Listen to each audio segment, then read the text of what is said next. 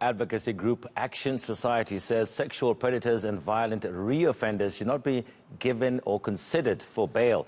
This after a man accused of using Facebook to lure his rape victims abandoned his bail application in the Northwest. The accused faces 15 counts of rape and 10 additional charges, including attempted murder and kidnapping. Let's talk more about this with the group spokesperson, Nomfundo Jele.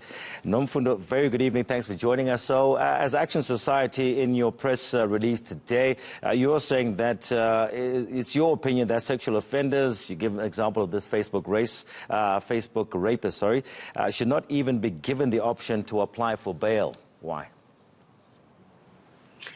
Good evening, Tony. Thank you for having me on your show. Tony, there have been many cases in recent months where rapists and murderers have reoffended while out on bail. An example of this is the case of Spagazi Boy and Paul. She was murdered and her body was cut up and burnt by her boyfriend, who was out on bail after assaulting her in August. Also, 5-year-old Chantal Makwena was raped and murdered by a man who was out on bail for a previous rape case.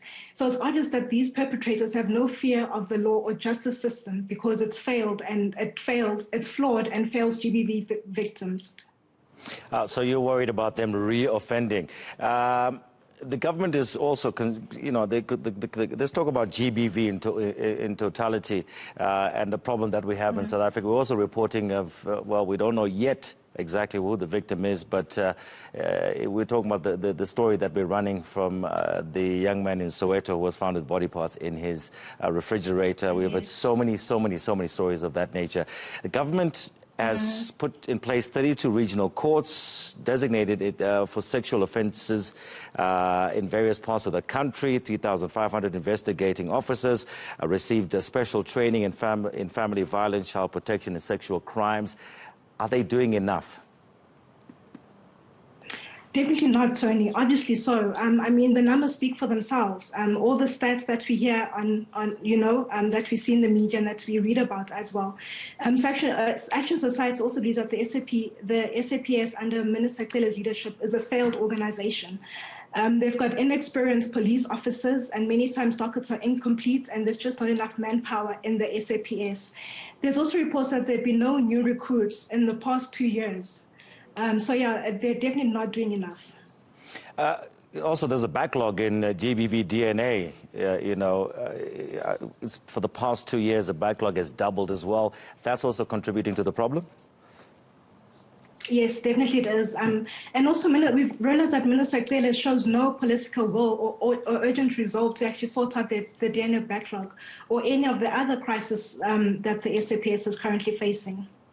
So, let's look at this particular DNA issue. We're talking about some offenders that go out on parole as well. Their DNA is not captured and kept so that if he reoffends, it's easier to find the perpetrator itself. I mean, surely that sounds like a very simple thing to put in place. It does sound simple, but obviously not to the government. It's just been ongoing as well for such a long time. The DNA backlog is just one of the issues that is robbing victims of GBV of justice. Due to this backlog of perpetrators, and due to the backlog, perpetrators also get out on bail numerous times and are able to reoffend. Okay, so we looked at the courts, we're talking about the police, but also we have to look at ourselves from the society that we're in. There's so much of violence just in totality. Then we talk about gender-based violence in itself. As Action Society, do you go out there and you engage with people within certain societies? If you see something like this happening, report it and so forth? We do actually have watching briefs, and we represent some victims in some of these cases. So we do also educate the public on these issues as well. What do you find is the usual response when you're trying to educate the public? What we find is that a lot of the public actually complain about about the police force. They say that it's just lip service. There's so much legislation, beautiful, wonderful legislation, but implementation is the problem, Tony. Are we still having that problem, the first responders, when a woman goes to doesn't have to be a woman, could be a man as well, goes to the police station and says, listen, I've been violated in this particular manner, and they're not taken seriously, they're not treated fairly at all? Are we still witnessing, those issues? Do we still have those problems as well?